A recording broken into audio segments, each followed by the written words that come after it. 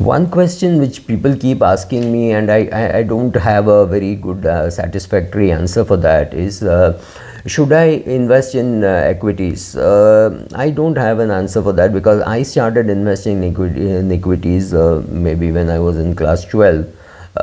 Because I was in an environment where everybody around me was investing. Maybe they were 2 years, 3 years elder to me, 5 years elder to me.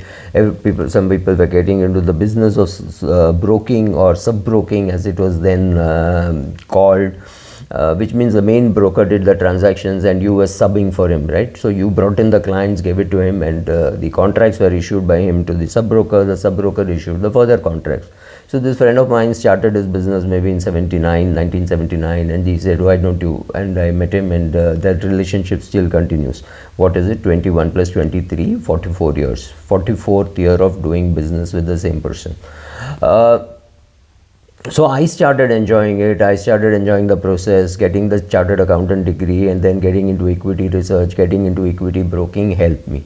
Am I in a position to say what you should do? Well, yes and no. Yes, in the sense that I have done it.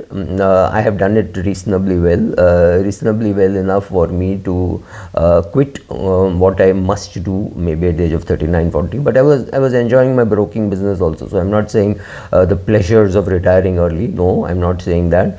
I'm just saying it was good fun. I did it. Does it mean you can do it now? Well, 2-3 things have changed. One is 1979 to 2023 things have changed. It was very difficult for us in 1979 to trade, but it was very easy to invest, right? Because for investing you don't need action on a daily basis. I keep saying it's like going to war. It requires 361 days of preparation and 4 days of war. So when we transacted much lesser. Of course, we all have done that. We all have done the trading, made our losses, etc. Then realized that actually you make money in investing, not in trading. But today things have changed. In 2023, it is much easier to be a trader than being an investor.